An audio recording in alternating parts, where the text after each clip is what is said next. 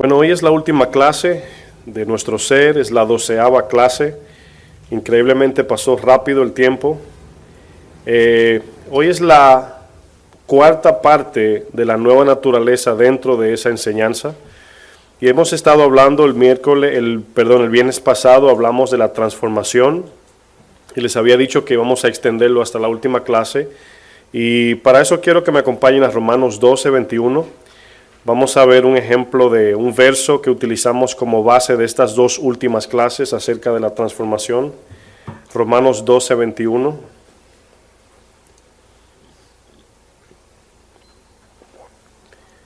Romanos 12:21. Este texto ya lo leímos. Me llama mucho la atención el texto porque está hablando de... En la física se utiliza esto que el texto dice. En física, ¿cuántos tomaron esa clase, esa materia de física en la escuela? ¿Cuántos les gustaba? La verdad, no mucho. A mí me encantaba la física, pero bueno, ¿verdad? De cada 100 personas dice que hay 3 locos y yo soy uno de ellos. La física dice que dos cuerpos no pueden, ¿qué? ¿Quién se acuerda? Ocupar un mismo lugar en el espacio. O sea, usted no puede ponerle agua a un vaso y a la misma vez ponerle jugo, ¿verdad? Es una de dos.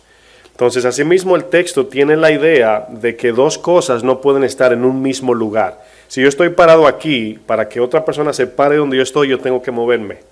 Esa es la idea, ¿verdad? Entonces, fíjense cómo el texto lo dice. Dice, no seas vencido de lo malo.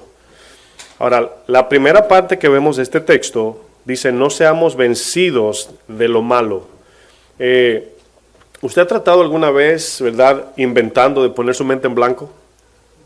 Aunque sea cuando niño, ¿verdad? Tratando de no pensar en nada, dice, no pienses en nada, no pienses en eso. Bueno, de la única manera que podemos cambiar un pensamiento es reemplazándolo por otro. No hay manera de tener la mente en blanco, ¿verdad? Ahí la meditación oriental dice que ellos pueden poner su mente en blanco, pero eso es mentira. Simplemente lo reemplazan por algo. O sea, mirar una pared blanca no quiere decir que está en blanco su mente, ¿verdad? Entonces el texto dice lo mismo, dice, no seas vencido de lo malo. Pero fíjense lo que dice luego, para poder vencer lo malo, tenemos que ocuparnos ¿en qué? En lo bueno. O sea, para vencer lo malo, se vence con lo bueno. Porque no podemos decir, no voy a hacer nada malo, pero el cuerpo siempre está haciendo algo. Siempre estamos ocupados, aunque sea en la mente. Entonces, para yo poder dejar de hacer lo malo, tengo que obligatoriamente estar haciendo lo bueno. Esa es la idea del texto. Dice, no seas vencido del mal, sino vence con el bien el mal.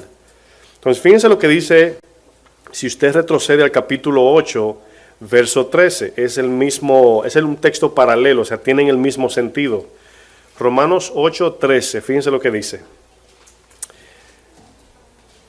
Es casi el mismo texto, si ustedes lo notan. Dice, porque si vivís conforme a la carne, moriréis. Y luego dice, mas si por el Espíritu hacéis morir las obras de la carne, viviréis. Ahora, si queremos vivir en las cosas del mundo, no podemos vivir en las cosas de Dios. Y si queremos vivir en las cosas de Dios, no podemos vivir en las cosas del mundo. Entonces, la batalla que usted y yo como creyentes tenemos es permanecer todo el día a día, ocupados en las cosas de Dios. Que nuestra mente esté meditando en la palabra, que nuestro corazón esté inclinado a hacer el bien, que nuestro corazón siempre esté presto para hacer la voluntad de Dios. Esa es la batalla. Y como hemos dicho anteriormente, es difícil porque nos conectamos, nos desconectamos y uno dice siempre, ay, se me pasó, se me olvidó, se me salió. Y es por ese vaivén. Pero vamos creciendo cada día. ¿Cuántos han crecido? Aunque sea un poquito crecemos, ¿verdad? Y nos damos cuenta que antes ni el 5% del día me acordaba de Dios yo. Pero llega un momento que tú te levantas con Dios en la cabeza, te acuestas con Dios en la cabeza, ¿verdad? Y ya tu vida depende tanto de Dios que en el momento que piensas que estás sin Él, te da un temor, te da un miedo porque eres tan dependiente del Señor que no sabes hacer nada sin Él. Pero eso es algo que se va desarrollando, lógicamente. Bueno, fíjense algo. Ese texto que leímos nos está hablando, si usted ve la imagen, las flechas, las azules representan la vida de Dios, infundida, ¿verdad?, en nosotros. Las flechas negras representan la muerte que proviene del mundo. Dice la palabra en Primera de Juan 2 que todo lo que viene del mundo no proviene del Padre. Entonces quiere decir que todo eso proviene de muerte, ¿verdad? Del sistema o corriente de Satanás. Ahora bien, cuando un ser humano vive, y vamos a tratar de no pensar en matar, robar y nada de esos pecados, vamos a pensar solamente vivir en este mundo, trabajando, viviendo rectamente, o sea, moralmente recta, una vida recta, perdón, pero no conoce a Dios, ¿verdad? Eso simplemente significa vivir para el mundo. O sea, no vivir para Dios es vivir para el mundo. Pecar es no hacer la voluntad de Dios. O sea, muchas veces pensamos que, bueno, tú no pecas, ¿verdad? Y viene ese debate, pues yo también peco, pero no somos perfectos, etcétera. Pero cuando la palabra nos habla, según Santiago 4:17, dice que el que sabe hacer lo bueno y no lo hace, le es pecado. Entonces, lo que es pecado delante de Dios es no vivir para su gloria, simplemente. Eso nos borra, ¿verdad?, la lista de cosas que yo no hago, ¿verdad? No mato, yo no robo, no bebo esto, sino que el no hacer la voluntad de Dios, estamos ya en pecado. Bueno, ustedes todos o la mayoría conocen el texto cuando vino el labrador, ¿verdad? Y le dijo metafóricamente al Señor, ¿verdad? Corta ese árbol que no hace nada. ¿Qué hace ocupando la tierra en vano? ¿Verdad? Y Jesús, el Señor le dice, no, Señor, dame un año, déjame abonarla a ver si al año que viene da fruto. Y si no hace nada, entonces córtala. Entonces fíjense cómo Dios responde a algo que Él creó, que no tiene un propósito en esta tierra conforme a su voluntad. Entonces vemos aquí, los textos que leímos, que para poder vivir en el Espíritu debemos estar ocupados hacia la izquierda, por así decir, hacia allá. Vivir en el Espíritu, pensar por medio de la palabra, responder por medio de la palabra, sentir lo que la palabra me dice que sienta, en otras palabras, el sentir de Dios, el anhelo de Dios, querer lo que Dios quiere. ¿Qué me diría, y le pregunto a ustedes, una de las peticiones que Dios nos pide a nosotros, o lo voy a poner así, ¿cuál es uno de los deseos más grandes que Dios tiene para la iglesia? ¿Qué me dice? Uno de ellos. Que nos amemos, ¿verdad? Exactamente, ese es el mayor. Entonces, fíjense cómo Dios le interesa que usted y yo llevemos el mensaje del Evangelio, porque ese es un fruto del amor. Cuando estamos evangelizando y compartiendo el mensaje de salvación, estamos amando. Entonces, no podemos hacer eso en la carne. Ahora, usted puede regar tratados en la carne, usted puede ir a misiones en la carne, usted puede predicar la palabra de la Biblia en la carne. Entonces, fíjense cómo Dios no está allí. El que lo ve a usted dice, wow, esa hermana está ocupado en las cosas de Dios. Pero el que vive en el Espíritu es diferente porque vemos dos personas en la calle regando tratados, vamos a decir. Uno está desde las 5 de la mañana allí, ¿verdad? Y lo ve usted todo sudado, cansado, ayunando, sin comer. Y usted dice, wow, ese es un hombre de Dios. Pero lo que está haciendo no lo está haciendo por amor, sino por cumplir con la iglesia. Mientras que el otro quizás no esté sudando, quizás no se levantó a las 6, pero lo que está haciendo lo hizo por amor de Dios. ¿A cuál Dios aprueba? Ahora, notan que no es el que más hace, sino el que hace la voluntad de Dios. Entonces ahí es donde muchas veces nos equivocamos y pensamos que es hacer mucho y no. Todo está, miren, hay veces que Dios pone en el corazón de uno hacer algo. Por ejemplo, cualquier simpleza, no sé, hay que pintar la iglesia de un color, ¿verdad? ¿Qué sucede? Que convocamos 4 hermanos, somos 5, vamos a pintar hermanos. El problema surge que muchas veces podemos poner tanto o más hincapié en pintar bien las paredes y no tratarnos bien mientras trabajamos juntos. ¿Lo entendieron, verdad? Y ahí estamos, no, es que hay que hacerlo bien para la gloria de Dios y le das con error al hermano, ¿verdad? Un ejemplo poniendo. Pero fíjense que sí hay que hacerlo, pero no debemos sobreponer el trato del hermano por debajo o ponerlo por debajo. Como digo, no podemos poner por encima el pintar las paredes que el amar al prójimo. Lo primero que es pintar las paredes o amarnos unos con otros. Ahora, muchas veces eso lleva a que no se pinte la pared por amor al prójimo. Muchas veces, cualquier encomienda que Dios nos ha dado, si notamos que en el corazón no hay amor, es mejor no hacerlo. Y eso nos va a llevar a ser más diligentes en volver a Dios. Porque nos podemos ocupar, y a mí me da temor, y lo digo por mí, o sea, me da miedo de mí, de ocuparme tanto en las cosas de Dios y no hacerlo conforme a su espíritu. Y es tan fácil caer allí porque, miren, un no creyente puede abrir una iglesia, ponerse un traje con corbata, poner una Biblia y un púlpito, poner bocinas, sillas, invitar gente, y viene gente. No siendo cristiano, es muy fácil eso. Pero hacer la voluntad de Dios es otra cosa, totalmente diferente. El escenario de lo que es el edificio es solamente un lugar donde vamos. Esto lo podemos hacer en un parque y ahí está la iglesia. En una casa y ahí está la iglesia. En un patio, en la playa, donde sea que nos reunamos, ahí está la iglesia, pues somos nosotros. Y a veces nos enfocamos más en el edificio que en el amor al prójimo. Y fíjense qué problema. Bueno, no sé si le dije que buscara Primera de Juan, pero si no, búsquelo. Primera de Juan 5, verso 4. Primera de Juan 5, 4.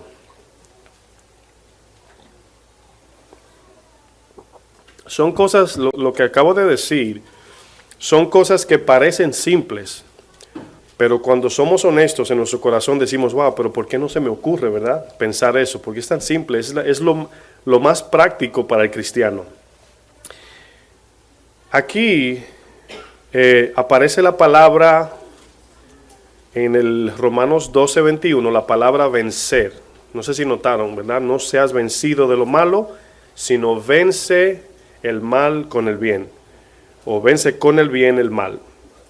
Bueno, esta palabra vencer es una palabra, ¿cuántos conocen los tenis o sneakers o zapatos Nikes? Bueno, la palabra Nike es una palabra griega, se llama victoria. Nike, Nikao, de ahí viene la palabra Nike, de la palabra victoria. Esa palabra aparece en el nombre de Nicodemos. Nico, que es de Nike o de Nike, es victoria, y demos es pueblo. Por ejemplo, cuando se dice democracia, se está hablando la voz del pueblo, ¿verdad? O la ley del pueblo. Entonces, esa palabra demos significa vencer también, significa victoria, o victorioso sobre algo o alguien. Bueno, fíjense lo que dice el texto, 1 de Juan 5, 4. ¿Están allí? Dice, porque todo lo que es nacido de Dios, ¿qué dice? Vence al mundo. Ahora, la palabra mundo aquí se le puede llamar era, siglo, ¿verdad? El sistema satánico formado, ¿verdad?, en este mundo que nos ataca, nos tienta, nos atrae, nos seduce, los pensamientos demoníacos de cómo el sistema, por ejemplo, el aborto, que es parte de una ley, aprobaciones de homosexualidad, aprobaciones de inmoralidades, todo eso es el fluir del mundo, ¿verdad? Ese sistema que nos persigue a la iglesia. Porque aquí dice, vence al mundo. Ella no está diciendo no está hablando, del mundo, del globo terráqueo, del planeta. Se está refiriendo al sistema o a la corriente que proviene de Satanás. Entonces, fíjense cómo tenemos por un lado la palabra de Dios, la Biblia, dada por Dios para las leyes, para los mandamientos. Pero por otro lado tenemos el fluir del pensamiento satánico que contrarresta la palabra de Dios. Y ahí está la batalla, eso tenemos. Y esos son los dos fluir que hemos estudiado. Bueno, dice que todo lo que es nacido de Dios vence al mundo. Ahora, cuando dice el texto todo lo que es nacido, se puede leer así, todo lo que procede de Dios, todo lo que se origina en Dios, todo lo que nace desde el centro de la persona de Dios, vence el mundo. Ahora, vamos a pensar por un momento, los que son cristianos de 3, 5, 7, 8, 10 años, ¿verdad? Vamos a pensar en esto. Y piense por un momento, cuando usted pensaba en el pasado y se preguntaba por qué es tan difícil, ¿verdad?, vencer este pecado, o por qué es tan difícil vivir como Dios quiere, o por qué es tan difícil, ¿verdad?, hacer lo que Dios me manda hacer. Ahora, todavía sigue siendo difícil, todavía sigue siendo una batalla, pero teníamos un entendimiento erróneo antes, que pensábamos que vencer la carne era hacer muchas obras y no originar todo en Dios primero. Esa era la idea que teníamos, y lamentablemente hicimos muchas cosas que no nos ayudó mucho a crecer, y por eso es que conozco mucha gente que ha venido de otras iglesias y me han dicho, por ejemplo, no, yo duré 4, 5, 6, 7, 8 años en esa iglesia, ¿verdad? Y vine aquí en un año, he aprendido lo que no he aprendido en toda mi vida. Claro, no tiene nada que ver con nosotros, es la palabra. Pero cuando se predica como se debe, ¿verdad?, se aprovecha el tiempo. Y usted siente como que viene corriendo por muchos años y de repente se mete en la palabra y como que avanzó más rápido. Hoy hablaba con un hermano de allá de mi pueblo que le estoy dando una mano con la palabra porque no se está predicando el mensaje, se está escaseando más y más cada día. Y me dice él que yo le mandé una de las clases que compartimos, pero solamente la introducción, y me dice que no durmió. Me dice, hermano, no dormí. Ese mensaje me confrontó tanto, y yo le dije, pero solamente fue una introducción de una clase que dimos aquí de la obediencia. Y yo dije, wow, Señor, si pudiéramos, ¿verdad?, ayudar y extender el mensaje así para que todo el mundo sea persuadido por la verdad. Y me dice él que no pudo dormir pensando qué mal está. No solamente mal viviendo, sino mal en concepto. Porque podemos decir, yo estoy mal, ¿verdad?, pero por lo menos sé lo que tengo que hacer. Pero hay gente que ni sabe lo que tienen que hacer. Ese es el peligro. Hay gente que están mal y no saben qué hacer. Por lo menos si estamos mal, pero sabemos lo que tenemos que hacer. Bueno, esta palabra vencer, vamos a segunda de Pedro, para usar otro ejemplo. Segunda Pedro 2, verso 18.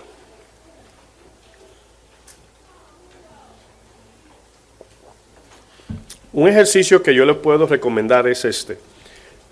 De las imágenes más básicas, por ejemplo esta, cuando usted lea el texto, es bueno que medite en la imagen y lea el texto en su casa como tarea. La razón por qué la digo es esta.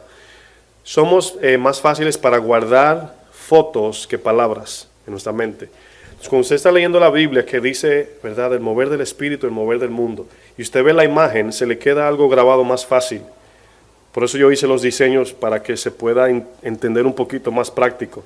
Entonces, cuando ven la palabra en la flecha voluntad, ya todos sabemos que tenemos dos elecciones, o el mundo o Dios, ¿verdad?, o el pecado o la justicia. Jesús decía, hay un camino ancho que lleva a perdición, pero hay un estrecho que lleva a salvación. Entonces tenemos cada día que elegir. Vamos al verso 18 de segunda de Pedro 2. Vamos a ver aquí cómo se usa la palabra vencer. Aquí se va a ver esta palabra utilizada en el pecado. Dice aquí, este capítulo está hablando de falsos maestros, Pedro. Y el 18 dice, pues hablando palabras infladas, aquí refiriéndose a los falsos, y vanas, seducen con concupiscencia de la carne y disoluciones a los que verdaderamente habían huido de los que viven en error. Fíjense lo que dice el 19. Les prometen libertad y son ellos mismos esclavos ¿de qué? De corrupción. Porque el que es vencido, ahí está la palabra, vencido por alguno, es hecho esclavo del que le venció. En otras palabras, si nosotros permitimos que la justicia de Dios gobierne nuestra vida, somos esclavos de justicia. Si permitimos que la carne nos domine, somos esclavos de concupiscencia. Esa es la idea del texto. El verso 20 dice, ciertamente, si habiéndose, ¿dónde estoy? Sí. Ciertamente, si habiéndose ellos escapado de las contaminaciones del mundo, por el conocimiento del Señor y Salvador Jesucristo, enredándose otra vez en ellas, son, ¿qué dice? Vencidos. Ese es el peligro de nosotros siendo cristianos, jugar con la carne o con el pecado. Eso es como jugar con el pulpo gigante, que de repente le tocas la puntita hasta que te enreda y te lleva. Entonces debemos de ir en progreso siempre hacia la vida espiritual, porque hay veces que hay cristianos que toman vacaciones y de repente dicen, no, me he tomado un tiempo. Y yo nunca he visto eso en la Biblia, de tomarse un tiempo, ¿verdad? Y se encuentra con este problema. Fíjense lo que dice. Dice, enredándose otra vez en ella, son vencidos, su postrer estado viene a ser, peor que dice, que el primero. Quiere decir que si se le hizo difícil tomar la decisión de seguir a Cristo al principio, aquí va a ser 7 veces peor, o mucho peor puedo decir. Bueno, la transformación del creyente consiste en un reconocimiento de su gran debilidad, llevándole a una total dependencia y confianza en Cristo. Así comienza la transformación, es cuando usted reconoce que es débil. Cuando usted cree que es fuerte, es cuando es vencido. Cuando usted se reconoce como débil, lógicamente va a correr al socorro, al auxilio de Jesucristo. Entonces, muchas veces creemos que podemos solos, y es ahí donde caemos. Por eso es que la rebeldía, el orgullo, la altivez, todo eso es enemigo de Dios. Porque todo eso le quita el poder a Dios, le quita la autoridad del poder que está sobre nosotros. Y a veces pensamos que sí podemos. La idea del texto que leímos es desatender los deseos impulsivos de la carne y ocuparnos en el deseo puro y santo del Espíritu Santo de Dios. Vamos a leer Romanos 8, verso 6, para ver un ejemplo aquí también.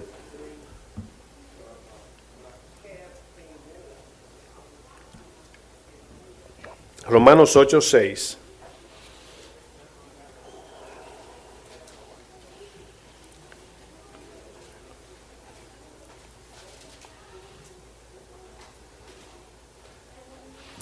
Dice el texto, porque el ocuparse de la carne, ¿qué dice? Es muerte. Pero el ocuparse del Espíritu es vida y paz. Ahora, siempre decimos esto, ¿verdad?, en las enseñanzas, de que nosotros desatendemos el Espíritu, entre comillas, buscando paz en otras cosas. Pero dice el texto que encontramos muerte, ¿verdad? Pero donde encontramos la verdadera vida y paz, y aquí vida está hablando del bienestar de nuestra alma también, es cuando estamos ocupados en el Espíritu. La palabra aquí ocuparse, lo que significa es tener la cabeza o el cerebro o la mente, como usted lo pueda entender, ocupados con las cosas de Dios, con la palabra, meditando en ella, como le decía el Señor a Josué. Siempre que hablamos de la palabra meditación, es posible que nos inclinemos a algo diferente de lo que la palabra quiere decir. He utilizado este ejemplo que es bien básico. Me gusta usarlo porque es muy simple, pero lo he dicho como 15 veces ya. Cuando lo mandaban a un mandado a usted, ¿se acuerda? Cuando usted tenía mala memoria. Yo recuerdo en mi caso, me pasaban una de dos. Una era que iba el camino entero repitiendo la palabra. Mantequilla, mantequilla, mantequilla, mantequilla, mantequilla, porque sabía que me entretenía mucho. Y otra era que me olvidaba desde que salía de la puerta y llegando allá decía, y volví otra vez. Y mi abuela, lo que me dolía era que mi abuela me decía, ¿te lo anoto? Digo, no. Y se me olvidaba. Pero a veces yo iba así, mantequilla, mantequilla, mantequilla. Eso es lo que significa el texto, entretener. Entonces, es irónico porque tu papá te dice, eso te dice en el camino, o sea, no te entretenga, ¿verdad? Para que pongas atención a lo que te estoy diciendo. Y en el camino te encuentras con el amiguito, con miles de cosas. Es un ejemplo de la distracción del mundo también, donde nos acostamos orando a Dios y a veces tenemos ese momento glorioso, dice, mañana me voy a levantar y voy a vencer a ese mundo que me espera. Te levantas en la mañana y otra mañana bonita, pero una vez saliste a la calle y se te olvidó que eras cristiano. Yo recuerdo un pastor hizo un ejemplo que me dio mucha risa, pero tenía mucho sentido. Y él se puso un gorro bien grande, ¿verdad? Y se puso aquí una muñeca, ¿sí saben lo que es una Barbie? Sin ropa. Se puso aquí un pedazo de mulo de pollo, pero plástico, y se llenó el gorro de muchas cosas del mundo. Y dice, mira, eso es lo que significa andar en el mundo. Donde quiera que miras, te encuentras con todo lo del mundo. Y es casi cerrar los ojos, hermanos. Por eso decimos, cierren los ojos para orar. Porque el momento que estás así orando, ¿verdad? Y algo se mueve, inmediatamente miramos, es natural. Y hay que cerrar los ojos para poder llevar nuestro espíritu a ese momento de oración y olvidarnos de todo. ¿Cuántos batallan con eso en la oración? Yo me duermo a veces, ahí estoy roncando y me levanto y creo que fue que oré 5 horas y fue 5 horas durmiendo. A veces pasa eso y uno batallando allí. Bueno, esa palabra ocuparse de Romanos 8 se está refiriendo a permanecer con la palabra en la cabeza, por así decir, para que no se le olvide. El ocuparse de la carne es muerte, pero el ocuparse del Espíritu es vida y paz. Bueno, la transformación, hermanos, ¿cuántos quieren ser transformados por Dios? Yo estoy seguro que todos. Pero de nuestra meditación depende mucho la transformación, porque el cambio viene cuando habitualmente respondemos a lo que tenemos aquí. Esa es la transformación. Por ejemplo, Romanos 12:2, usted lo conoce el texto. No os conforméis a este siglo, o sea, no sigan el patrón del mundo, sino transformaos por medio del cambio de sus pensamientos. Ahora, ¿cómo iniciamos hablando? Que dos cosas no pueden ocupar un mismo lugar en el espacio. Entonces, si nuestra mente está llena de la palabra, cuando actuemos va a ser la palabra. Pero allí hay un trabajo interno que el Espíritu está haciendo en nosotros, hermanos. Allí está trabajando con la cirugía. Y cuando el texto de Romanos 12 dice, para que comprobéis, está hablando para que tengan convicción de la verdad de Dios. Porque a veces respondemos de manera bíblica y a veces respondemos sin entender. Hay veces que podemos obedecer y no entendemos. Pero luego que obedecemos y vemos la mano de Dios, entonces entendemos. Y eso forma nuestra convicción. Cuando nos tornamos a la carne, quiero que pongan atención a eso porque es muy importante y peligroso a la vez.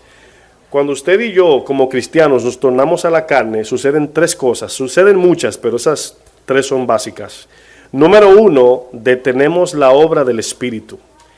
Es como cuando usted se acuesta en la camilla para que el doctor lo atienda y usted, cuando el doctor le va a poner las manos, usted se manda corriendo.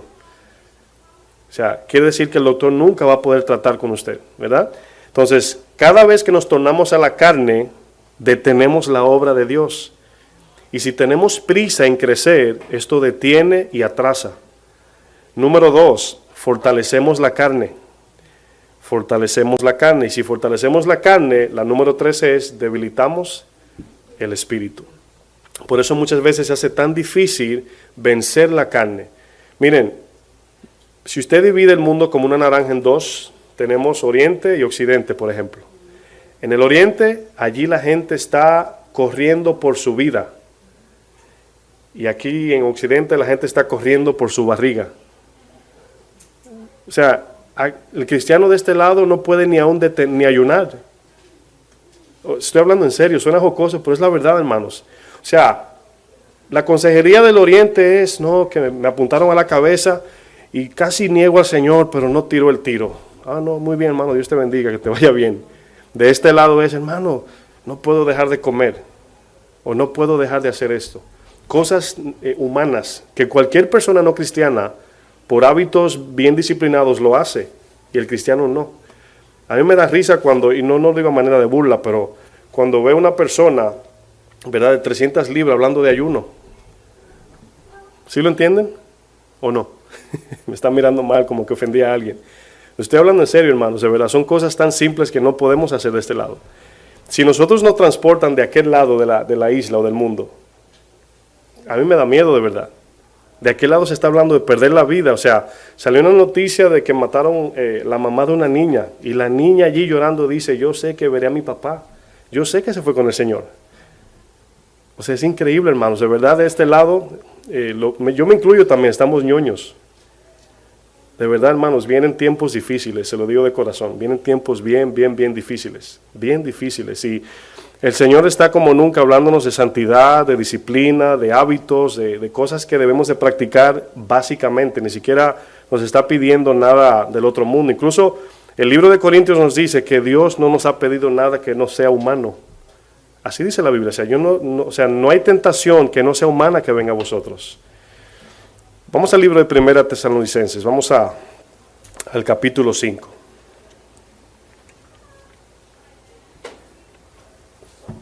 Primera de Tesalonicenses 5, verso 15.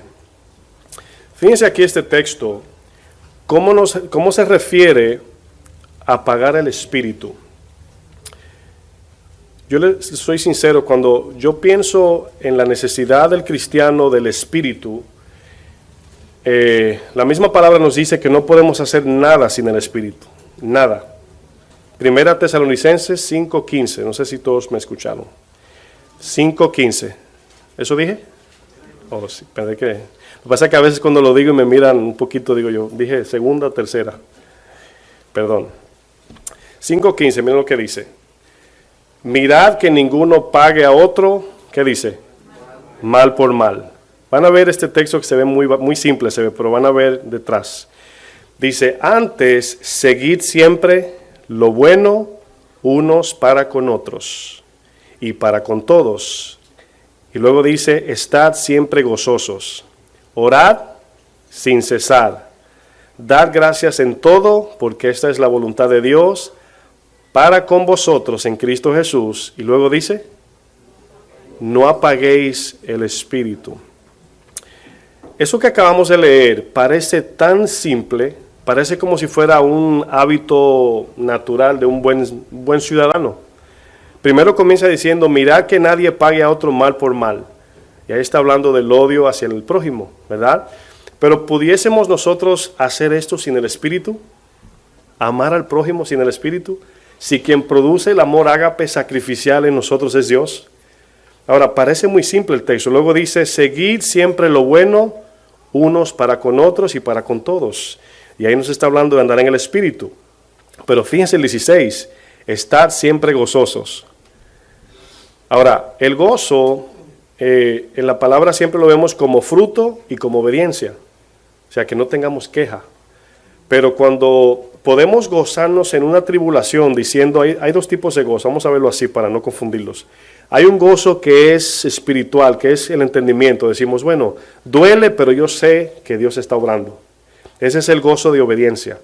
Pero detrás de ese gozo de obediencia se produce el fruto de gozo. Es el cual podemos tener paz en medio de una tribulación. Entonces el primero es de obediencia. Debemos de, cuando os halléis en diversas pruebas, tener sumo gozo, ¿verdad? Santiago 1 dice eso. Pero el texto está hablando aquí del fruto, siempre gozosos. Incluso está hablando de una alegría o una llenura espiritual para siempre estar contentos en medio de cualquier tipo de problemas. Y luego dice el 17, orad sin cesar. Ahí está hablando de meditar en la palabra, de estar conectados a Dios, hablando con Él en todo tiempo.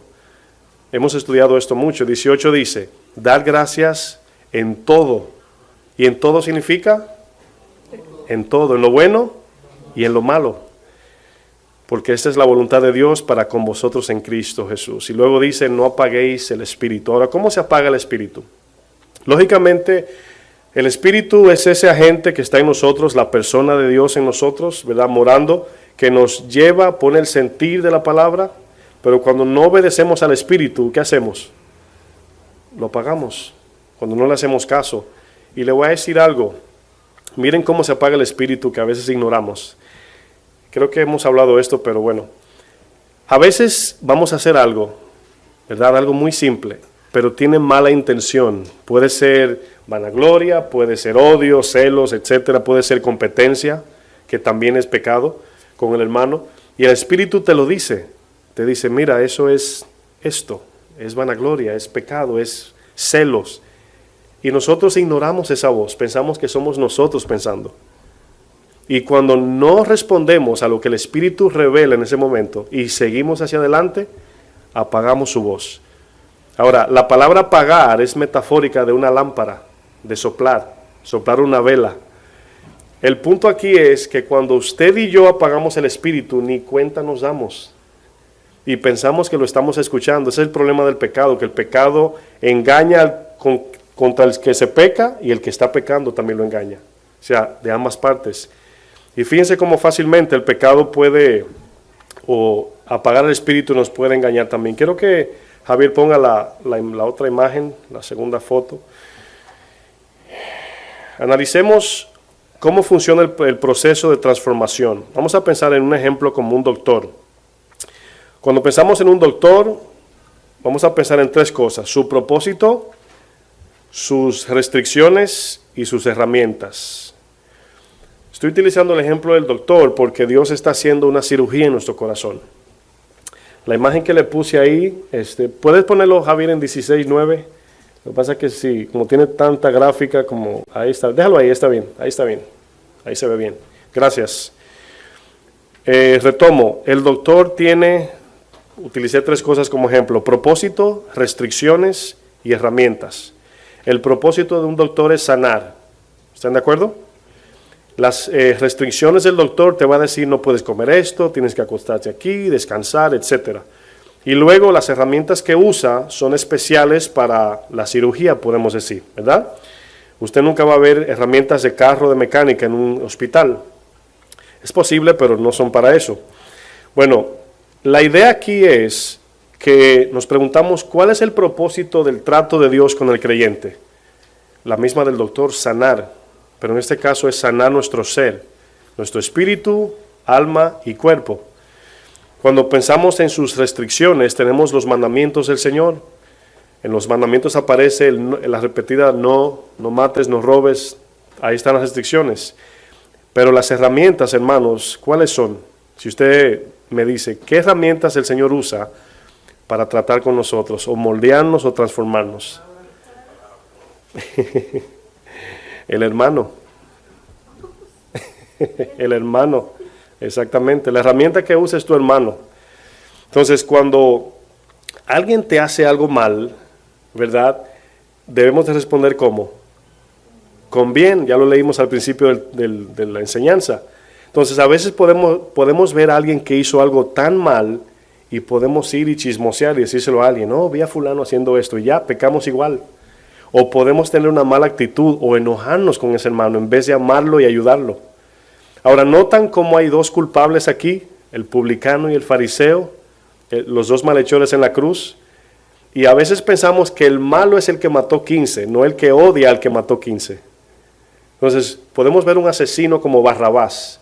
Barrabás era públicamente, él decía que era malhechor. O sea, no, tenía su nombre de malhechor. Pero había gente que hacían cosas por debajo de la mesa, escondido, y parecía como que era un hombre de Dios. Pero hay, por ejemplo, no sé si han visto personas borrachas en la calle y te dicen, no, yo sé que estoy mal, pero un día yo voy a buscar al Señor. Te dicen directo, estoy mal. Pero dentro de la iglesia hay personas que no admiten contra quién el juicio es peor. Dígalo duro, contra nosotros. Entonces, por eso ese concepto de que es malo el que hace más pecado que el que hace menos, ese es un concepto del mundo, no es bíblico. Y por eso es que cuando el publicano viene, dice, Señor, ten piedad de mí que soy pecador. El de la cruz, cuando estaba con Jesús, dice, soy un malhechor, ten compasión, acuérdate de mí. Entonces siempre decimos, el problema no es ser pecador o no, sabemos que todos somos pecadores, el problema es admitirlo y reconocer que Jesús tiene razón cuando nos confronta por la palabra. Bueno, en la imagen que tienen al frente está un poquito compleja, pero no sé si la pueden entender. La razón por qué la hice un poco diferente en la última clase es porque está un poquito más específica, donde podemos ver los sentidos externos y notan la raya azul de afuera es el cuerpo y notan los 5 sentidos, vista, olfato, oído, gusto y tacto. Cada uno de esos, aunque funcionan unidos, lo van a ver separado ahí, pero todos funcionan juntos, se conectan a un sentido del alma también. Por ejemplo, en un vehículo, ¿verdad? Los vehículos de ahora tienen miles de sensores. El sensor del freno, el sensor del si te dieron por detrás, el sensor del cinturón. Cada sensor le envía una información a una parte del carro específica, ¿verdad? Entonces, nosotros tenemos sensores, por eso se llama sentidos. Cuando hablamos de ser sensual, se está hablando que somos muy dados al sentimiento. Esa es la idea, ¿verdad? Nos gusta mucho sentir y deleitarnos en las cosas del mundo. Entonces, el mundo, o nos relacionamos en el mundo por lo externo, por los 5 sentidos. Nadie conoce del todo quién es tu persona del alma, pero sí te pueden conocer por fuera, por lo físico, lo tangible. Ahora bien, quiero que vean esta imagen. No sé si la podemos comparar con las otras, pero de la manera que funciona la vida cristiana o debe funcionar es de adentro para afuera. Si se acuerdan del tabernáculo, hemos visto algunas imágenes del tabernáculo, la santidad no venía de afuera hacia adentro, sino del lugar santísimo hacia afuera. El lugar santísimo era que santificaba los pecados y perdonaba los pecados hacia afuera. Pero si no vivimos de adentro para afuera, el Espíritu no puede operar a través de nosotros. Entonces la idea es pasar tiempo en el centro y si notan las rayas naranjas que están saliendo, en cada bolita que está dentro del círculo es donde afectan el Espíritu en nosotros.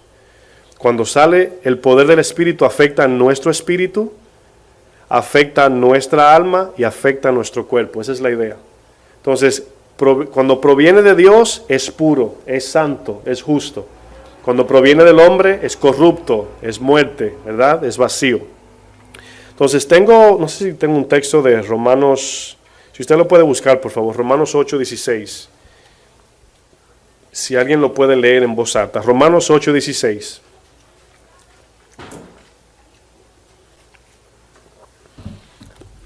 La convicción siempre viene por medio del Espíritu y también por los sentidos externos. O sea, usted crece en convicción espiritual y también en hechos. Por ejemplo, cuando usted ve que Dios hace algo, su fe crece. Usted dice, no, yo recuerdo una vez pasó esto y obedecí y vi a Dios obrar. O sea, lo ves externamente, pero el Espíritu infunde en nosotros, dice el texto que vamos a leer luego, un peso de gloria. Ahora, ¿se acuerda cuando usted utiliza la palabra peso como una responsabilidad? ¿Cuántos usan esa palabra? ¿Verdad? Lo que pasa es que el peso que tengo, ¿verdad?, de mi familia, del negocio, de mi trabajo, de la iglesia, usted siente como una responsabilidad, algo que le pertenece. Lo vamos a ver más adelante, pero el texto que usted tiene, ¿quién lo va a leer? Necesito que el hermana Ana, por favor. El Espíritu mismo da testimonio a nuestro espíritu de que somos hijos de Dios. Ahora, en ese texto hay, ¿cuántas veces se ve la palabra espíritu? Dos, ¿verdad? ¿Cuántas veces el Espíritu Santo? Entonces quiere decir que el otro se está refiriendo a nuestro espíritu. Es uno de los textos que nos ayuda a entender de que el Espíritu de Dios que mora en nosotros no es el mismo nuestro. Pero fíjense lo que dice, el Espíritu mismo, el Santo, da testimonio a nuestro espíritu de que somos hijos de Dios. En otras palabras, ese Espíritu que está allí de Dios nos da la convicción, la seguridad, o la aseguranza, como usted lo pueda decir, de que usted y yo somos hijos de Dios. Ahora, esto no se puede explicar a nadie, eso es personal. Usted sabe que es hijo o hija de Dios por medio del Espíritu. Por eso dice el texto, el Espíritu de Dios nos da testimonio. Pero ¿cómo nos da testimonio? Es por medio de la palabra y la fe. Es algo es difícil de explicar, pero es esa certeza que usted tiene, que usted sabe de que sabe que es hijo de Dios. O sea, no es un conocimiento, no es un creer, es una convicción que produce peso en usted. No sé si lo pueden entender. Es algo que usted dice, cuando le llega a la mente separarse de Dios, usted dice, es que no puedo, o sea, no me veo separado de Dios. Aunque lo haga, pero me refiero a lo que siente. El Espíritu da testimonio, está testificando a tu espíritu de que eres hijo de Dios o hija de Dios. Ahora, eso se siente como... son palabras metafóricas porque todo lo que es espiritual es invisible, pero te pone ese peso de que sientes, miren, me llega a la mente esto, cuando usted siente el peso de servir, eso es parte, porque el que es hijo dice que siente el peso de lo que es de su padre también, es natural. Es como a veces, como veo las hijas de Javier llegan aquí, a veces Natanael llegan aquí, quieren estar recogiendo y haciendo cosas, o sea, se identifican con la casa. Entonces, es como usted en su casa, nadie le tiene que decir qué hacer, aunque a muchos hay que, ¿verdad?, decirle, pero naturalmente hablando.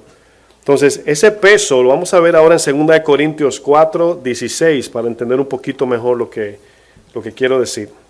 2 Corintios 4, 16.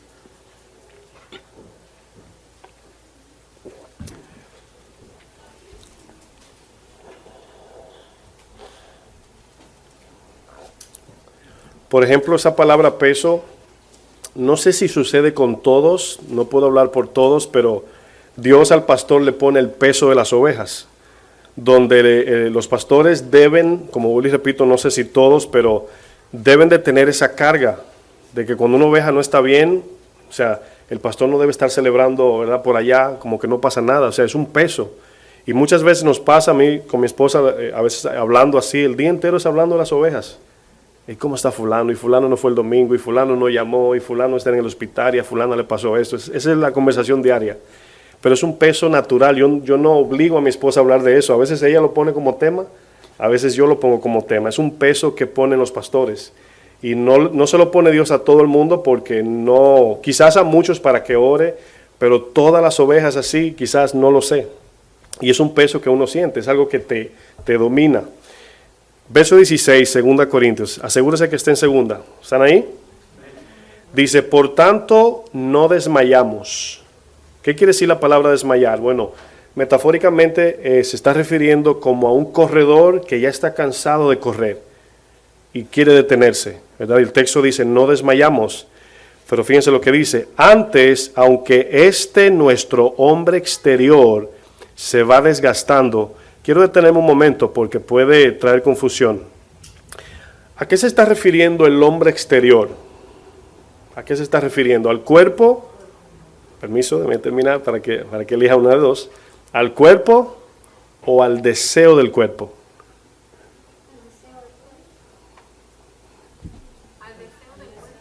Sí, ¿verdad? Porque Se está refiriendo al impulso, al anhelo del dominio de la carne, ¿verdad? Del anhelo. Entonces dice, este hombre se va muriendo. No se está refiriendo a que usted se está haciendo viejito y arrugándose 90 años. No se está refiriendo. Se está hablando aquí de lo espiritual y lo carnal, ¿verdad? Luego dice, el interior, no obstante, se renueva ¿cómo? Ahora, qué bueno que hay un texto que dice que se renueva de día en día, no de un día para otro, ¿verdad? Es un proceso. Pero el proceso se tarda o se agiliza dependiendo de su ocupación. Por eso que es que la iglesia de un lado crece más que otro, porque hay muchos que se ocupan en Dios, otros no, otros entran y salen. Entonces aquí vemos que el proceso de crecimiento es de día en día, es un proceso lento.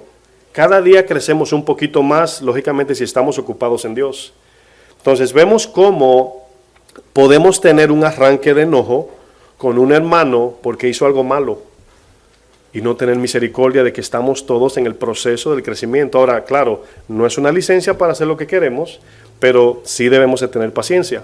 Por eso dice mucho Colosenses, Efesios, sobrellevaos, ¿verdad? Llévense las cargas unos con otros. No se enojen tan rápido porque es fácil yo enojarme con uno de ustedes porque hizo algo mal, pero siempre ese enojo viene porque yo lo hago mejor. Esa es la idea. Y no hay misericordia. Entonces tú dices, bueno, el hermano hizo o la hermana hizo eso mal, ¿verdad? Pero yo me equivoco también. Hay momentos que yo voy a hacerlo mal también. Entonces fíjense cómo yo necesito tener misericordia allí para que también conmigo la haya misericordia. Dice que con la misma vara que midas, serás medido. Entonces, verso 17, y aquí viene la palabra, dice, porque esta leve tribulación. Ahora, ¿qué quiere decir leve? Leve quiere decir algo ligero, ¿verdad? ¿Por qué dice leve tribulación? ¿Se imagina esa palabra? Una persona que acaba de experimentar una muerte en la familia, o está enfermo de muerte, o perdió todo, y ¿verdad? Reaccionaría esa persona, leve tribulación. Pablo no sabe lo que yo estoy pasando. Lo que pasa es que lo está comparando con lo que viene, con la gloria venidera, que por difícil que esta vida sea, no se compara con la gloria que viene. O sea, si sufrimos, si usted y yo duramos 100 años de sufrimiento, los 100, no se compara con la gloria que viene. ¿Sí lo entienden? ¿Se acuerdan de Lázaro que tenía llagas en el cuerpo? Él no vivió una vida de gozo. Dice que hasta los perros lamían sus llagas. Mientras, el rico sí vivió una vida muy cómoda. Pero dice que ahora está descansando Lázaro en el Señor y el otro no. Entonces, por esa razón la palabra leve tribulación, dice momentánea, produce en nosotros un cada vez más excelente y eterno ¿qué? Peso de gloria. Esa palabra peso, que la palabra gloria en hebreos también significa peso, no se está refiriendo a un peso en medidas de libras, kilos, está hablando de ese peso, como hablábamos anteriormente, de esa carga que Dios pone espiritualmente. Pero aquí se está refiriendo excelente y eterno peso de gloria. Es cuando vamos madurando ya. Es cuando ya se está llenando nuestro espíritu de las marcas de Cristo. Cuando ya estamos mirando la meta, cuando las cosas de este mundo ya no tienen sentido. Sentimos ese peso de gloria excelente que ya viene. Por eso el texto lo dice muy claro. Verso 18. No mirando nosotros las cosas que se ven, sino las que no se ven. Pues las cosas que se ven son temporales, o sea, se desgastan, ¿verdad? Se deshacen. Pero las que no se ven son eternas. Pablo utiliza mucho el ejemplo de andar por fe, no por vista. Cuando vivimos en Dios, no vivimos por los sentidos, aunque los sentidos se usan. O sea, no vivimos mirando. Por ejemplo, utilicemos el ejemplo de la vista. Cuando Dios le dice a Moisés avanza, todo lo que Moisés y el pueblo veían delante no tenía sentido para avanzar. No sé si lo pueden entender. Si ellos pusieron los ojos en las cosas terrenales, no en lo que Dios dijo. Dios le dijo avancen y se quedaron mirando lo que se le presentaba delante. A veces puede pasar con nosotros, nos da Dios una orden o un mandamiento, una promesa, y comenzamos a ver el mundo enfrente y decir es imposible. No veo que está cocinándose nada de eso que Dios me mandó a hacer. Y por esa razón, cuando estamos en el Espíritu pone la convicción de la fe en Dios, aunque no entendamos. Esa es la diferencia de andar por fe y no por vista. Aquí vemos que la palabra que quiero extraer del texto que leí habla de que el Espíritu se renueva de día en día. Ahora, ¿cómo se fortalece y cómo nutrimos el Espíritu? Lo nutrimos por la palabra, se fortalece por la obediencia. Esa es la idea del hombre interior. Pero mientras más tiempo nos ocupemos en el Espíritu, lógicamente menos tiempo tenemos para la carne. Y la carne va perdiendo ese vigor de deseo impulsivo. La idea de hacer morir lo terrenal, lo que implica es, hermanos, es matar el deseo que te domina a ti y a mí. Ese deseo de la carne que te dicta una orden, te dice lo que tienes que hacer. Quiero que me acompañen a 1 Corintios 9. Vamos a ver otro ejemplo.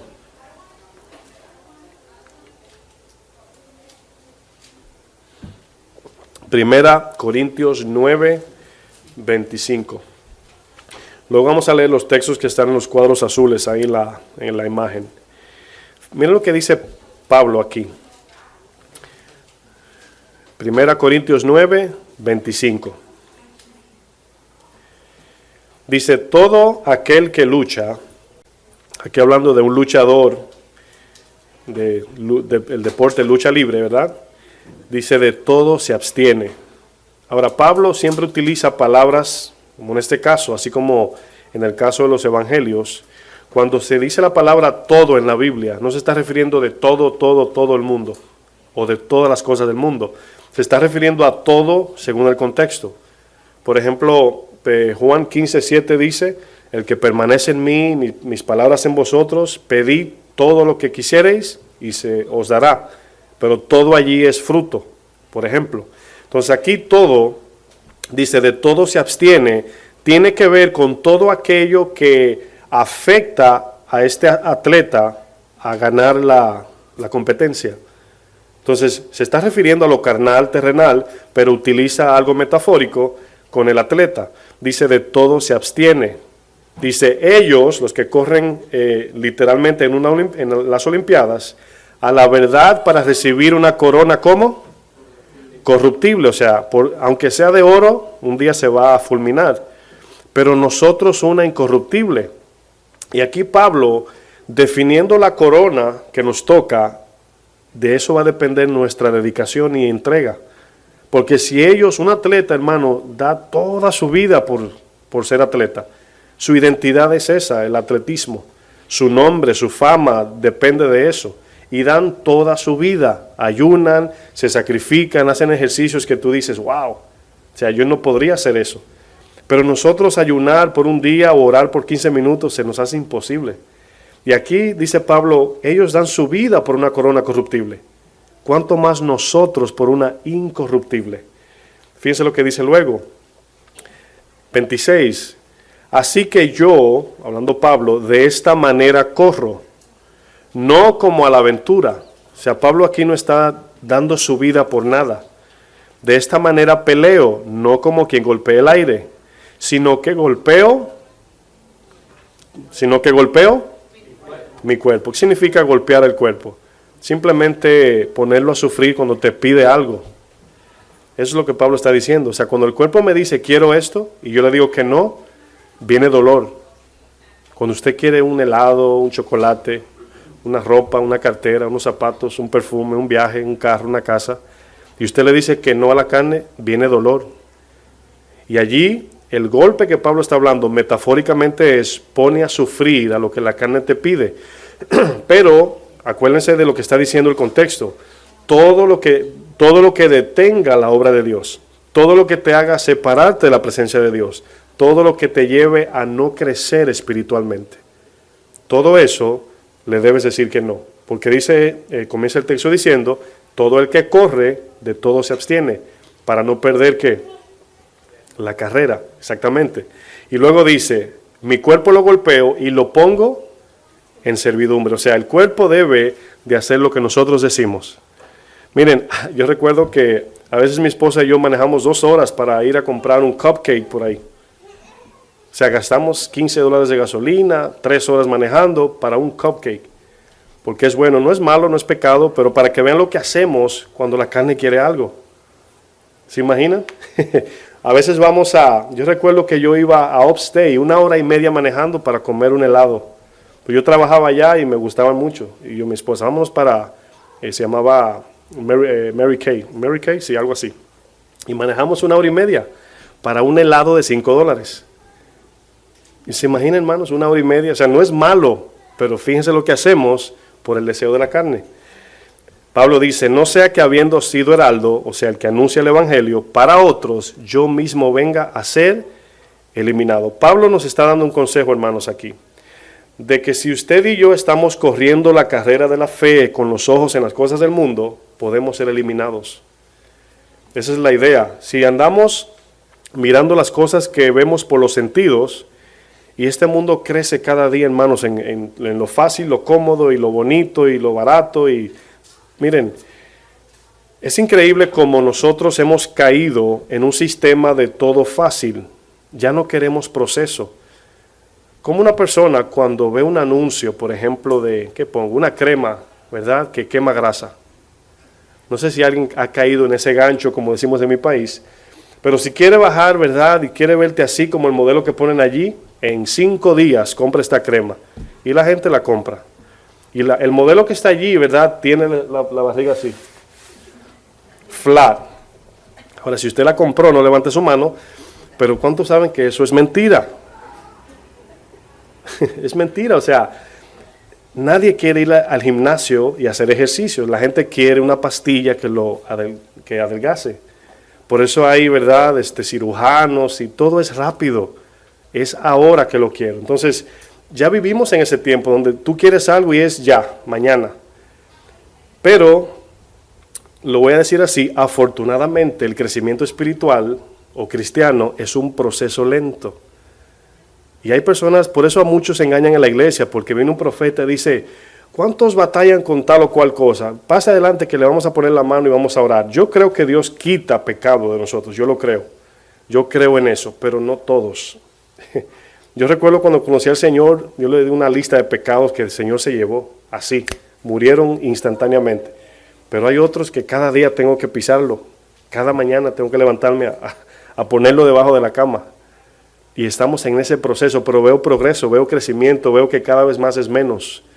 Entonces, no nos gustan los procesos, nos gusta todo rápido. Hebreos 11:24, para que no se me duerman. Los veo cansaditos a todos. Cuando yo venía para acá, yo venía también dando cabezazos. Sí, mi esposa y yo dijimos un cafecito porque vamos a chocar cabezas aquí. Los entiendo.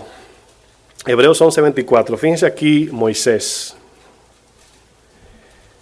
Dice, por la fe, y aquí vemos que este capítulo constantemente habla de la fe. Y antes de leer el texto, vivir en fe, hermanos, es vivir en el centro de la presencia de Dios. Es como vivir en el lugar santísimo día y noche. Enfocados en la palabra, con la intención de agradar a Dios, siempre examinando nuestros pensamientos, deseos, lo que hablamos, lo que hacemos. Y aunque de aquí, en este caso yo lo estoy enseñando, suene como que suena fácil, yo lo sé que no es fácil, yo sé que no es algo que va a pasar mañana, pero nuestra total entrega hacia eso, vamos a ver progreso, porque vamos creciendo. Dice que el hombre exterior se va muriendo y día a día el interior se va fortaleciendo. Mientras más diligentes, más crecimiento. Esa es la idea. Eso es como el gimnasio. Nadie va al gimnasio el lunes y el martes ya está como quiere, sino que la dedicación de su dieta, disciplina, ejercicio, dolor y todo eso lo va llevando. ¿Levantó la mano, hermano? ¿Jesús? Oh, me hizo así, fue que me saludó.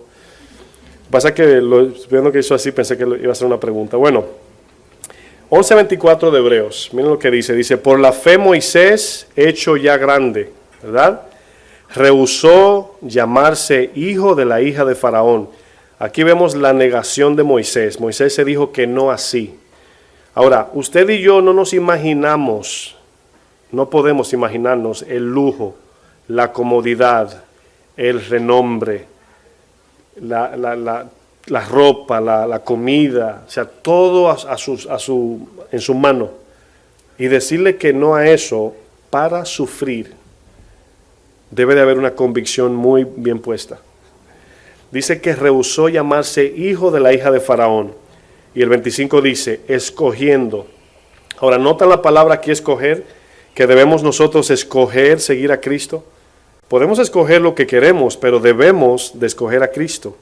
Dice, escogiendo antes ser maltratado con el pueblo de Dios. Ahora bien, el dolor en nuestra carne como cristianos es donde Pablo dice, nosotros andamos como muertos para que vosotros tengáis vida. Usted debe soportar las aflicciones, los maltratos, las críticas del mundo por amor a ellos con el fin de ganarlos para Cristo a ellos. Esa es la idea. Es difícil si lo hacemos en la carne, pero es diferente porque a mí yo lo he visto en experiencias personales donde hay veces que no puedo soportar a una persona, o sea, su comportamiento, lo que dice, me quiero ir, pero me doy cuenta que en ese momento no ando en el Espíritu. Eso es lo que sucede. El problema no es la persona, aunque sí es un problema, pero no debe de influenciarme a mí. Pero otros días veo que estoy lleno, así bien contento, donde yo hasta que si me pisa lo abrazo. Pero eso no siempre pasa, soy honesto, no siempre pasa. Entonces, eso nos lleva a entender de que cuando estamos en amor de Dios, es más fácil. Por eso Jesús dijo, mi yugo es fácil y ligera mi carga. Entonces, si andamos en el Espíritu, podemos. Por eso siempre digo, no es correr a hacer, es permanecer en Él. Para que cuando venga la prueba podamos estar firme y agradarle. Aquí vemos que por la fe. ¿Por qué dice por la fe? Ahora, yo quiero que alguien me ayude, por favor, y lea el verso 32. Necesito una voz que se oiga bien clara. Verso 32.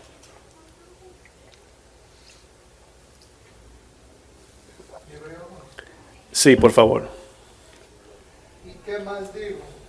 Porque el tiempo me faltaría contando de Gedeón, de Barak, de Sansón, de Jefté, de David, así como de Samuel y de los profetas. Sigue. Que por fe conquistaron reinos, hicieron justicia, alcanzaron promesas, taparon bocas de leones. Siga.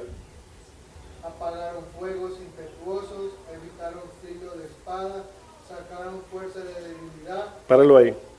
Eso último que Jesús leyó. ¿Sacaron fuerza de dónde? ¿Tiene sentido eso? Pero todo lo que dice de ahí en adelante está diciendo por la fe. La fe habla de la conexión del Espíritu Santo, el cual nos guía, nos capacita, nos fortalece. Lo último que él leyó a mí siempre me ministra esa palabra. Dice que sacaron fuerza de debilidad. Ahora, ¿qué dice el verso 3? De arriba. Sí. Eso que él dijo, no se lo olvide. Sacaron fuerza. Por la fe entendemos haber sido constituido el universo por la palabra de Dios. De modo que lo que se ve fue hecho de lo que no se veía. ¿Sí lo entendieron? En el mismo capítulo. Dice que el universo fue hecho de lo que no. Sacaron fuerza de debilidad. Ahora, notan que es de Dios donde viene el poder, pero debemos estar como en la fe. Moisés, sin querer, leyendo los textos, podemos darle la gloria a los hombres. Wow, eran hombres, pero no eran ellos, era la fe en Dios. Era el poder. Es como usted ver ¿cómo se dice? Una extensión de corriente y vea que alumbra así una lámpara bien blanca y diga, wow, qué corriente más poderosa, o qué extensión. Usted no va a decir eso, usted va a hablar del poder de la electricidad que permite alumbrar esa lámpara, esa luz. Entonces, sin querer leyendo el texto, podemos decir, wow, Moisés era no, nada. Era la fe que operaba en él. ¿Qué me dicen del que sacó fuerza de debilidad? ¿Qué pueden decir de él como atributo? Era débil. Entonces, por eso es que la palabra nos está mandando a todos a conectarnos a Dios, permanecer en Él, vivir en Él, caminar con Él. Como el verso 5 dice, no caminó con Dios, por eso lo traspuso Dios. O sea, vivió toda su vida conectado a Dios. Miren, mientras más tiempo perdemos en aplicar esto, es más difícil. Porque acuérdense que vivimos por tiempo, o sea, el ser humano vive por tiempo y fecha. Y usted dice, wow, tengo 20 años en el Evangelio y todavía no sé esto. Entonces, eso pone más carga porque usted, su conciencia como que se le pesa. A mí me pasa que a veces pienso en cosas y digo, wow, si hubiese sido diligente en esto, hoy hubiese estado tal o cual cosa. Nos pasa a todos. Pero si somos diligentes, mira cómo termina el texto de Moisés. Verso 25, voy a retomar, dice, escogiendo antes ser maltratado con el pueblo de Dios que gozar de los deleites temporales del pecado, teniendo por mayores riquezas el vituperio de Cristo que los tesoros de los egipcios, porque tenía puesta, ¿qué dice? Ahora yo quiero que piense por un momento, quiero que ponga su mente a rodar. Moisés tenía su mirada ¿dónde? Ahora vamos a analizarlo. Moisés estaba mirando el trono de oro de Dios. Mirada allí, creo, no estoy seguro, es la palabra froneo, es la palabra que se utiliza para mirar con la mente. Es la misma de meditar, es mirar la palabra aquí. Entonces, dice que él miraba al invisible. Este es otro término imposible. ¿Sí lo entienden? Mirando al invisible. Claro, dice cómo, porque es un ejemplo, es una analogía, pero dice como mirando al invisible. Ahora, ¿qué es lo que nos apaga de seguir mirando al invisible? Piense bien. Lo que nos rodea. Quitar la mirada. ¿Cuántos hacen esto? Creo que todos, pero no sé si muchos lo entienden o lo hacen consciente. Cuando miramos algo, pero estamos con la vista puesta en algo, pero no lo estamos viendo. Estamos pensando en algo en otro país, ¿verdad? Y usted está viendo todo, pero no lo está mirando. ¿Cuántos hacen eso? Yo a veces veo los niños que lo hacen, se quedan así. Y tú le haces así y no hacen nada. Ahora, están mirando con su mente en ese momento y los ojos abiertos. Fíjense cómo usted puede cerrar sus ojos sin pestañear. Ahora, no estoy diciendo que ande así en la calle, ¿verdad? Pero un ejemplo poniendo, claro. Pero a lo que me refiero es a ejercitar el dominar nuestras mentes. Porque hay personas que no tienen ni siquiera el dominio del control de su ubicación. No tienen sentido de ubicación. De repente están allí y si cuando pasó dejó 5 personas atrás, de momento se le olvida y se voltea y le da, ay, perdóneme. Eso es falta de sentido de ubicación. O sea, no está en sus cabales, vamos a decir, en sus sentidos. Y se le olvida de momento. Bueno, aquí Moisés, estoy ilustrando para que nos centremos en su persona, estaba caminando, soportando dolor y sufrimiento y persecución del faraón, porque tenía su corazón, tenía su mente en la promesa. Fíjense lo que dice el 27. Por la fe dejó a Egipto, no temiendo la ira del rey, porque se sostuvo. ¿Qué quiere decir aquí sostenerse? Esa palabra sostenerse es, puede venir miedo, inseguridad, puede venir dudas cuando alguien te está persiguiendo para matarte porque tú crees en algo invisible. ¿Cómo nos sostenemos en una idea abstracta, si puedo decir, algo invisible? Dice el texto que por la fe se sostuvo, o sea, se aguantó. Miren, llegarán tiempos, hermanos, donde las cosas se van a ver color de hormiga. Y yo siempre digo, Dios creó las hormigas, Él sabe de qué color son. Es una idea que yo me pongo porque hay veces que no se le ve ni la cara, ni los pies, ni la puerta, ni la salida, y usted se puede frustrar por momentos y decir, no le veo salida a esto. Pero aquí dice que Moisés se sostuvo, o sea, Moisés estaba en un monte corriéndole a la ira del faraón. Dice, como viendo al invisible. Por eso es tan importante permitir que la palabra fluya en nosotros para que forme esa convicción. Porque es posible, hermanos, es posible que usted esté corriendo solo, sin un grupo. Porque es fácil correr en grupos, pero usted solo es más difícil. Si no hay una fe fundamentada en cada uno de nosotros, cuando todo el mundo se aparte, poniendo esto como ejemplo, usted se detiene o sigue dependiendo de su convicción. Bueno, vamos a terminar. No sé si... Vamos a leer estos textos que aparecen en los cuadros. Quiero que me ayuden a leerlos. Quiero ponerle a Yoldi 1 Corintios 3, del 1 al 3. Si el hermana Doris, 1 Corintios 2, 14. Y por aquí, hermano Baruch. El mismo texto de Yoldi, pero solamente el verso 21. 1 Corintios 3, del 1 al 3, Yoldi. Manadoris, 1 Corintios 2, 14 y Baruch, 1 Corintios 3, 1. Vamos a analizar esos 3 puntos y ya terminamos, nos quedan unos minutos.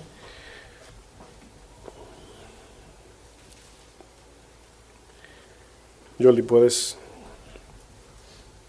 De manera que yo, hermano, no pude hablaros como a espirituales, sino como a carnales, como a niños en Cristo.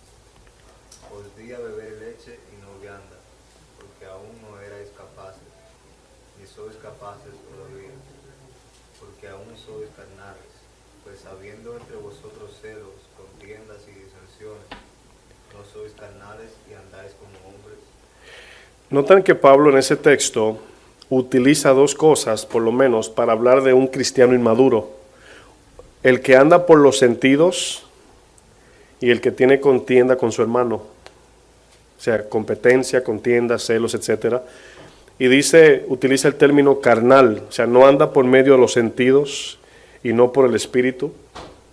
Fíjense que esa palabra carnal se está refiriendo a los deseos de nuestro ser, de nuestra alma, de las cosas de este mundo, las cosas terrenales, más que las de Dios. Siempre decimos, no es malo disfrutar, ir de vacaciones, comprar cosas, pero si eso es lo que rige nuestra vida, sí es pecado. Si eso es lo que nos gobierna, sí es pecado, es idolatría. Entonces fíjense cómo sí podemos vivir en Dios y también disfrutar de lo que Dios nos permite, lógicamente. Pero si tenemos que dejar a Dios para alcanzar eso, se convierte en idolatría, en un Dios. Hermana Doris, 2.14, 1 Corintios. Pero el hombre natural no percibe las cosas que son del Espíritu de Dios, porque para él son locura y no las puede entender, porque se han de discernir espiritualmente. Espiritualmente. Fíjense que la palabra natural se está refiriendo al hombre de la tierra, al hombre que solamente corresponde a lo terrenal, a lo que es de la creación de Dios. Si ustedes notan el segundo cuadro, habla de la imaginación, conciencia, memoria, razón y afecto. Afecto. Bueno, cuando somos regenerados, utilizamos esos 5, lo voy a decir así, sentidos del alma espiritualmente. Por ejemplo, antes usted vivía imaginándose como millonario famoso, ¿sí o no? Esa era la vida, o sea, algo que usted anhelaba en el mundo, por medio de su imaginación de una película, un actor de cine, un deportista, usted se imaginaba en esa posición. Fíjense la imaginación cómo funciona. Cuando venimos a Cristo, nuestra imaginación ahora es el cielo. Nos imaginamos en el cielo. Ahora, ¿notan cómo cambió eso? Por ejemplo, el otro, la conciencia.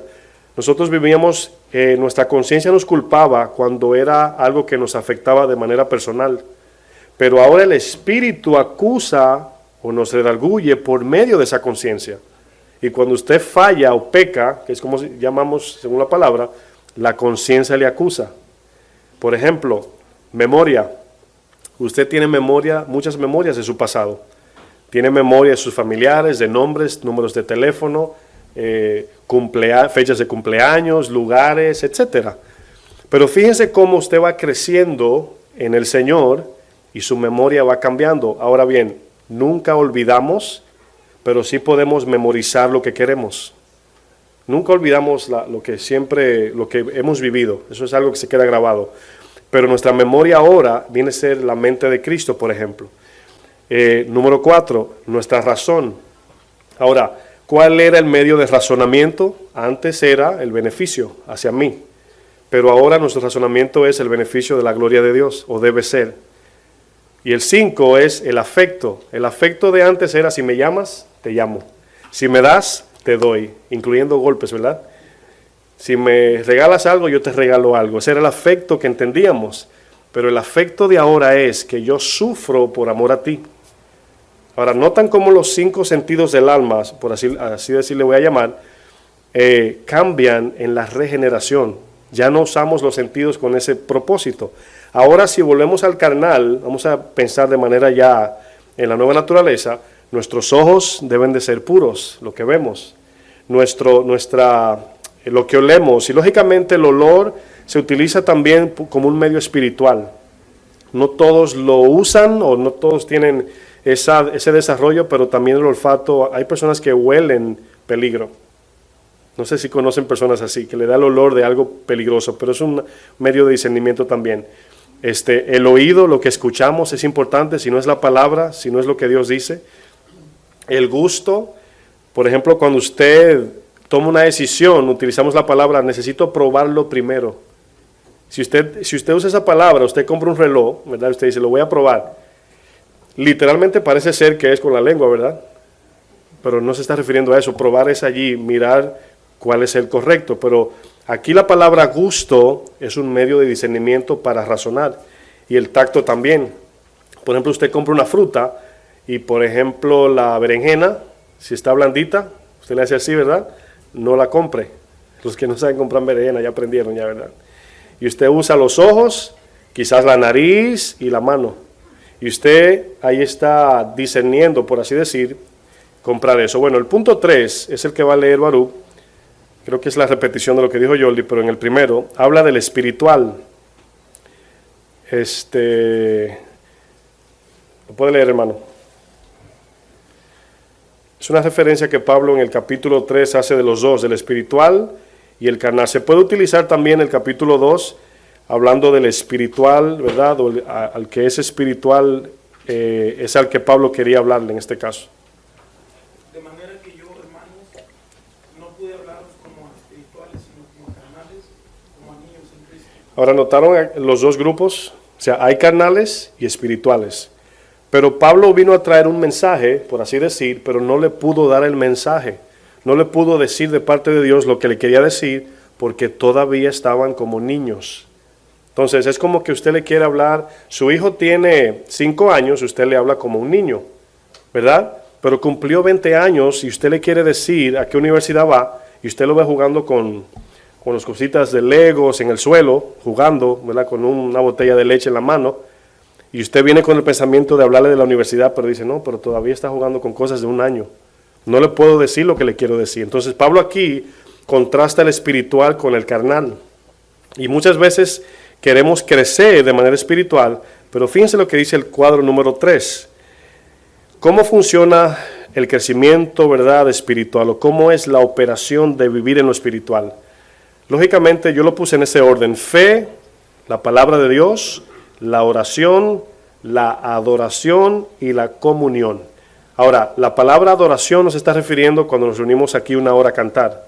Se está refiriendo a nuestra vida entregada a Dios como si fuera un instrumento de adoración. O sea, esa es la idea de adoración. Usted primero tiene que entregar su vida al Señor para que pueda vivir en lo espiritual. Fe, la palabra, la oración, adoración y luego la comunión. Bueno, para cerrar, que ya se nos fue el tiempo, hoy es la última clase. Les decía, no sé si alguien llegó tarde, pero quiero volver a repetirlo. Es muy importante repasar lo que hemos estudiado, ¿verdad? No hemos hablado del todo, esto es muy complejo, muy profundo, pero si usted lo estudia, lo repasa en su casa, le va a ser muy útil para estudiar la Biblia. Porque yo sé que hay palabras en la Biblia que usted dice, ¿qué significa esto? ¿Verdad? ¿Y por qué dice espíritu aquí, allí dice alma? Entonces, por lo menos lo que hemos compartido es lo básico para entender qué estamos alimentando. Hablaba con un pastor de casa de oración y me dijo algo que es muy cierto, hermanos. Cuando nosotros como maestros o predicadores no entendemos este orden, sin querer podemos estar predicándole al alma, estimulando el alma del creyente y no su espíritu.